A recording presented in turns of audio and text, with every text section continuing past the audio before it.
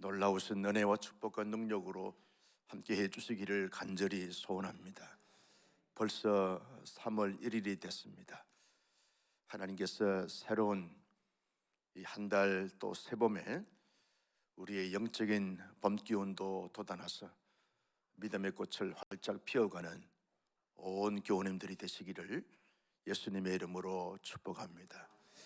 나라와 민족이 심히 혼란스럽고 어려운 가운데 있는데 이 3월 달에 하나님께서 모든 것을 회복시켜 주시고 안정시켜 주시면서 발전의 도약이 있을 수 있기를 예수님의 이름으로 소원합니다.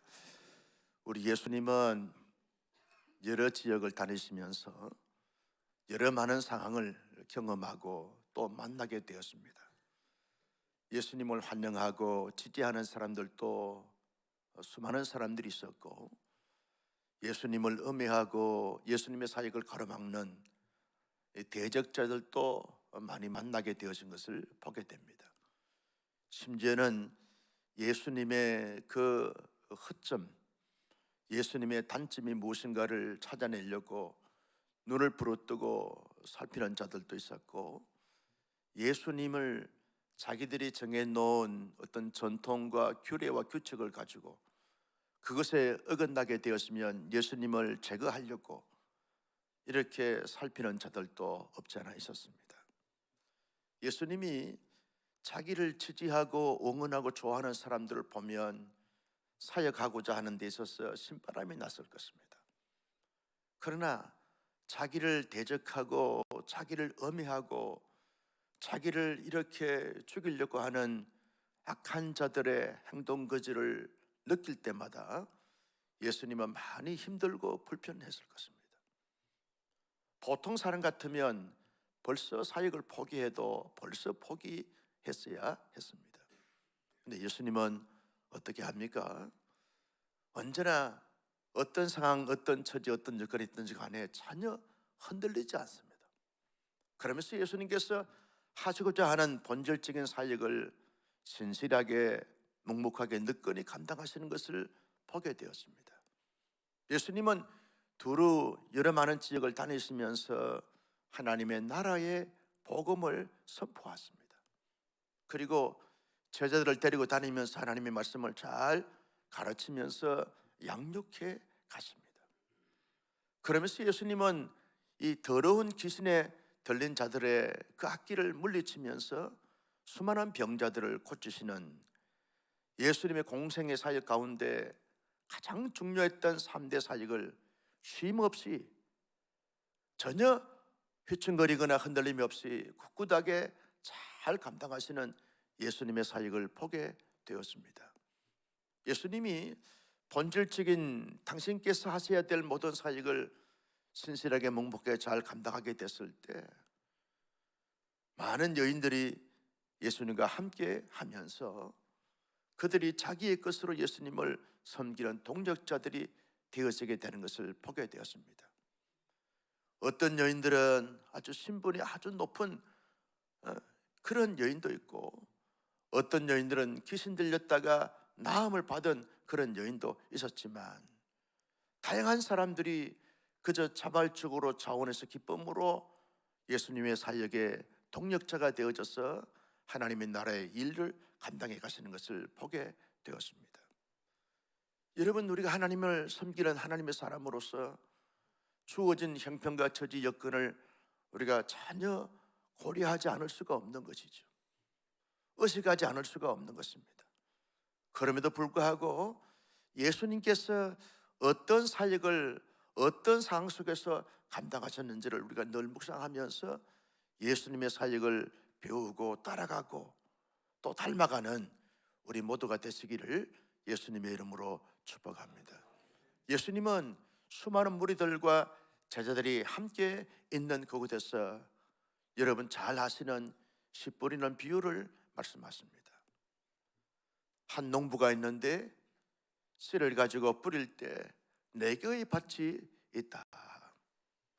첫째 밭은 길가와 같은 밭이다. 씨가 땅에 떨어지게 되었으면, 그 길가에 떨어지게 되었으면 뿌리를 내릴 수가 없고 딱딱한 그러한 길바닥이기 때문에 새들이 와서 쪼아서 씨를 먹어버리게 되어진다. 이게 길가와 같은 밭이다. 또 어떤 밭은 돌멩이가 있고 바위가 있는 이런 밭에 씨가 떨어지게 되었으면 잠시 씨가 뿌리를 내리다가 바위에 더 이상 씨를 뿌리를 낼 수가 없기 때문에 곧 말라서 비틀어지게 되어진다. 또 어떤 밭은 가시와 가시덤불과 같은 이런 밭에 씨가 떨어지게 되었으면 그 가시에 이리 찔리고 저리 찔리고 이렇게 흔들리고 저렇게 흔들려서 열매를 맺을 수가 없다. 또 하나의 밭은 좋은 밭, 옥토와 같은 그런 밭에 씨가 떨어지게 되었으면 그 밭이 잘 씨를 받아서 뿌리를 내려서 잘 자라게 돼서 열매를 맺게 되어진다 라고 하는 네 개의 밭에 대해서 예수님이 비유로 말씀을 하십니다. 예수님이 그 비유를 말씀하시면서 해석까지 하십니다. 씨가 뭐냐라고 말할 때 씨는 사람들의 마음에 밭에 떨어지는 씨는 하나님의 말씀이다. 밭은 사람들의 마음이다. 하나님의 말씀이 사람들의 각자의 마음에 떨어지게 되었으면 어떤 사람들은 마음의 밭에 떨어지게 되어지는데 길가와 같은 마음을 갖게 되었으면 결국 이 사탄이 와가지고 그 말씀을 마음에 떨어지지 못하게 함으로 말미암아 열매를 맺을 수가 없다. 돌짝밭, 바위 같은 그런 밭은 마치 여러 많은 이 환난과 고난과 고통이 생기게 되었으면 그 말씀이 잘 뿌리를 내릴 수가 없어서 환난 때문에 시련 때문에 여러 많은 고통 때문에 열매를 맺을 수가 없다. 가시와 같은 이런 밭은 세상의 염려, 근심, 걱정, 욕심, 탐욕, 정욕, 죄물 이런 것들로 말미암아 유혹을 받아서 시험에 들어서 결국은 열매를 맺을 수가 없다. 옥토와 같은 밭은 잘 씨를 내려서 열매를 30배, 60배, 100배의 열매를 맺게 되어진다. 그러면서 예수님이 비유를 말씀하시고 설명까지 해석까지 하시는 것을 보게 되었습니다. 여러분, 예수님의 사역과 예수님의 씨 뿌리는 비유를 통해서 우리가 어떤 영적인 교훈을 좀 얻을 수 있습니까? 하나님의 사람으로서 이 땅 가운데 살아가는 어간에 여러분 항상 좋은 일들, 좋은 사람, 좋은 때, 좋은 환경, 좋은 여건만 만나면 얼마나 좋겠어요. 그치, 마음먹은 대로 생각한 대로 말한 대로 모든 것이 일자설리로 만사형통으로 잘 이루어지게 되면 얼마나 좋겠어요. 그러나 예수님이 그렇게 공생의 사역을 하면서 사역하실 때처럼 하나님의 사람들이 크고 작은 많은 환난과 어려움과 고통과 시련을 당할 수 있고 만날 수 있게 되어진다는 것이죠. 자신의 여러 가지 많은 일들로, 가정의 일들로, 교회 공동체 일들로, 그리고 세상의 여러 가지 많은 시대적 상황 속에로 말미암아 여러 많은 힘들고 어려운 일들을 만날 수 있게 되어진다는 거죠. 수많은 사람들과 접촉하면서 어떤 사람들은 자기를 지지하고 응원하고 자기에게 늘 용기를 주고 힘을 주는 그런 사람도 없잖아 있기도 하고, 어떤 때는 어떤 사람이 자기를 대적자가 되어져서 대적함으로 말미암아 매우 불편하고 힘들고 어려운 고통스러운 순간들도 만나게 되어진다는 것이죠. 형통할 때가 있고 때로는 말할 수 없는 시련과 아픔을 만날 때가 없잖아 있을 수 있다는 거죠. 이걸 예수님께서 보여주고 있는 것입니다. 예수님이 사셨던 세상이나 오늘 우리가 살고 있는 세상이나 세상 만사는 다 그럴 수 있다는 거죠. 그런데 하나님의 사람들은 어떤 삶의 자세와 태도와 모습을 가지고 살아가야 되는가? 시대적 환경과 여건과 형편과 처지와 사람들의 반응 때문에 흔들리고 휘어청해야 되는가? 아니면 예수님처럼 그렇게 삶을 살아가야 하는가? 여러분, 하나님의 사람들이 살면서 가져야 될 신앙의 가장 중요한 그 기준이 뭡니까? 언제나 나를 사랑하시고 나를 구원하시고 나를 통해서 역사하시는 하나님을 늘 기억하면서 하나님을 예배하고 하나님의 뜻을 따라서 행하는 이런 삶을 살면서 그저 하나님의 나라의 영광스러움을 내 가슴에 담고 그 나라에 합당한 삶을 살아가는 그런 신실한 하나님의 사람으로서 살아가야 될 줄로 믿습니다. 예수님이 가졌던 사명이 뭡니까? 이 땅에 하나님의 나라를 선포하는 것입니다. 하나님의 진리의 말씀을 가르치는 것입니다. 수많은 어둠의 세력들을 물리치면서 각색 병자를 고치시고 사람들을 치유 회복시키는 이 사역이 예수님의 본질적인 사역입니다.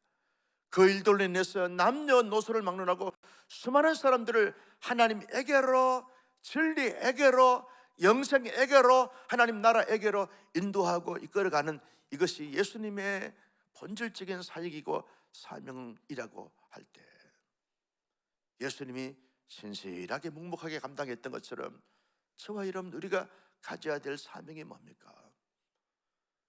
끊임없이 내가 말씀 안에서 내 자신을 잘 양육하고 신앙의 성장과 성숙을 이루어가면서 하나님의 말씀을 가정에서, 교회에서, 세상에서 끊임없이 전파하고 가르치고 사람들께 위로하고 격려하고 치유하고 회복하는 소망을 심어주는 이 세상에서 담대하게 삶을 살아가면서 살게 하는 이런 하나님의 사람으로서 합당한 이 본질적인 사역과 사명을 잘 감당하는 우리 모두가 되시기를 예수님의 이름으로 축복합니다. 여러분, 예수님이 끊임없이 선교적 삶을 사셨던 것을 우리가 알 수 있습니다.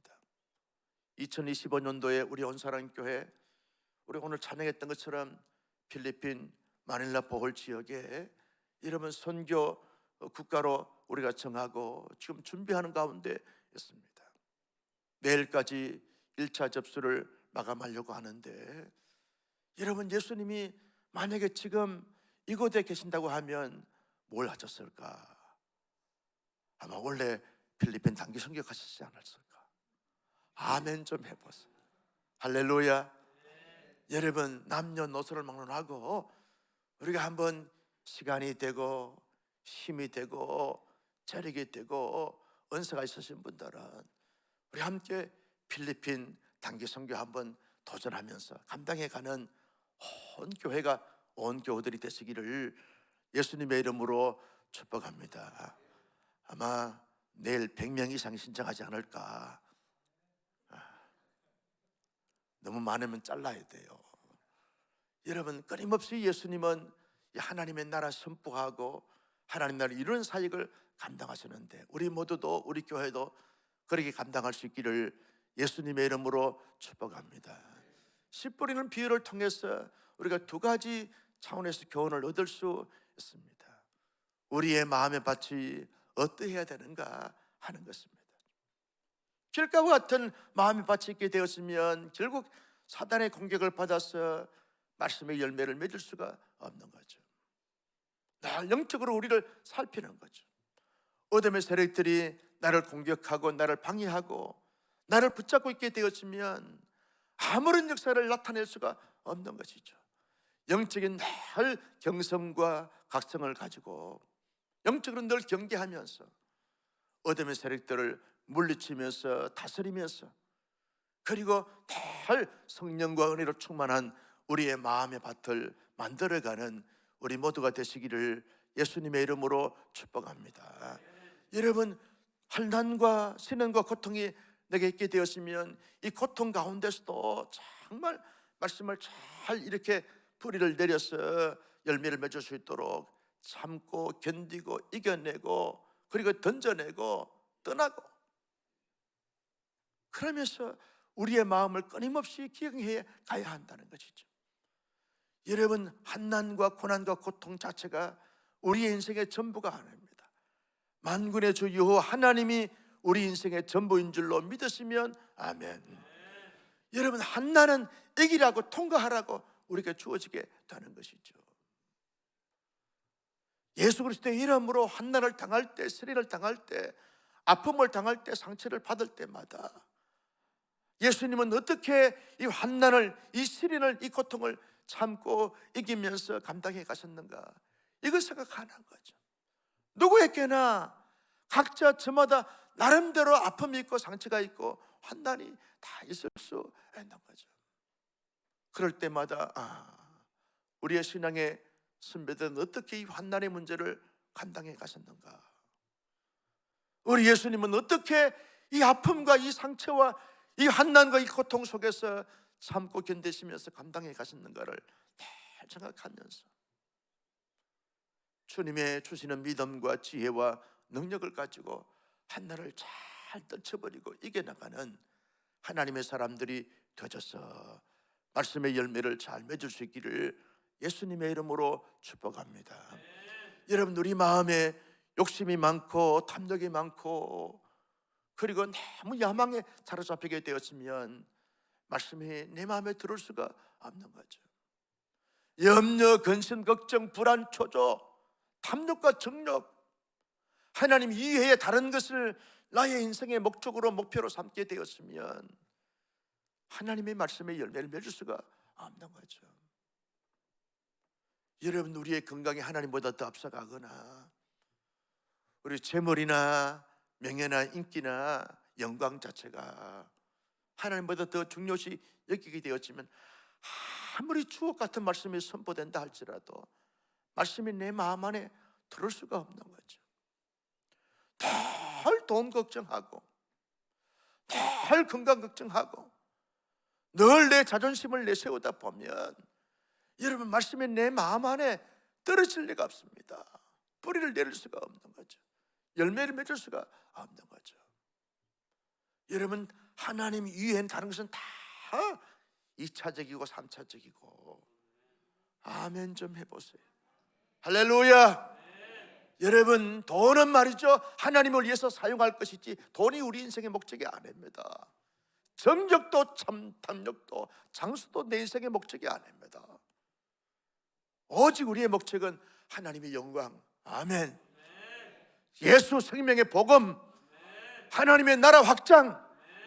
여러분, 언제나 하나님의 나라를 이루어가는 이것이 우리의 삶의 목적이고 비전인 것을 늘 가슴에 품고 나갈 때 반드시 말씀의 열매를 맺게 될 줄로 믿습니다.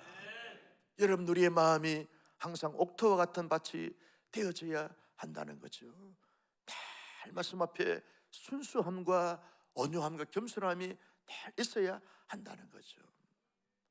하나님의 말씀이면 인간의 말이나 어떤 사이비 집단의 어떤 거짓된 가르침 아니고 하나님의 말씀에 근거해서 말씀이 선포될 때마다 아멘, 저것은 나를 살리고 나를 세우고 내게 열매를 맺게 하신 생명의 말씀이다. 그럴 때 아멘 받아들이는 거예요.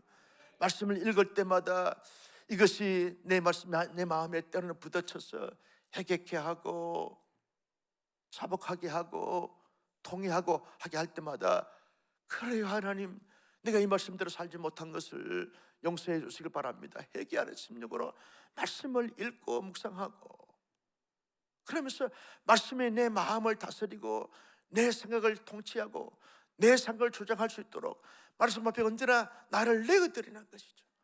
말씀이 내 마음의 신비에 떨어질 때마다 그저 모든 것을 다 초월하여 이 말씀이 나를 살리는 말씀이다. 이 말씀이 내게 능력의 말씀이다. 이 말씀은 나를 세우는 말씀이다. 말씀 앞에 아멘함으로 말미암아 말씀의 뿌리가 깊이 잘 내려서 어떤 한남풍파가 비바람에 몰아친다 할지라도 전혀 흔들림 없이 다 굳게 뿌리를 내리고 서서 때마다 시절을 따라 열매를 맺을 수 있는 우리 모두가 되시기를 예수님의 이름으로 축복합니다. 제가 이렇게 교회들을 가보고 이렇게 하다 보면 제가 이제 요즘 많이 느끼는 것이 우리 온사랑교회 성도들이 성숙하다. 아멘을 한 번만 할 줄 알았어. 우리 온사랑교회 성도님들이 성숙하다. 여러분, 왜냐? 말씀을 잘 듣고 마음에 신비의 말씀을 잘 이렇게 새기다 보니까 성숙해지는 거죠. 웬만한 것은 흔들리지 않나요? 그저 말이 휘청하지 않습니다. 다 서서 오직 진리를 따라서 가는 성도들을 볼 때 얼마나 감사하고 얼마나 자랑스러운지 몰라요. 주님 앞에 가는 그날까지 그렇게 말씀을 따라서 풍성하게 살아가는 하나님의 사람들이 되시기를 예수님의 이름으로 축복합니다. 또 하나의 관점이 뭐냐 하면 이 말씀은 제자들에게 주시는 말씀입니다. 너희들이 하나님의 말씀을 전파할 때 어떤 사람들은 길가와 같은 밭이 될 수 있고, 어떤 사람들은 돌자밭 같은 사람을 만날 수 있고, 어떤 사람은 가시덤불과 같은 사람들을 만날 수 있는데, 그런 사람들에게 말씀의 뿌리를, 말씀을 선포해서 열매를 맺지 않는다고 해서 낙심하지 말라는 거예요. 상심하지 말라는 거예요. 언젠간 어떤 사람들은 옥토 같은 밭이 되어져서 30배, 60배, 100배의 열매를 맺을 수 있는 밭을 만나게 될 테니까, 돌짝밭 같은 마음의 밭만 만나게 되었으면, 사역을 하다가 열매가 없게 되었으면 얼마나 낙심이 되고 상심이 되겠어요. 여러분, 항상 가시덤불 같은 이런 마음의 밭만 만나게 되었으면 얼마나, 아무리 말씀을 뿌리고 말씀을 선포해도 세상의 염려와 근심, 걱정, 재물의 욕심과 탐욕 때문에 열매를 맺지 못하는 것을 볼 때 얼마나 상심이 되고 낙심이 되겠어요.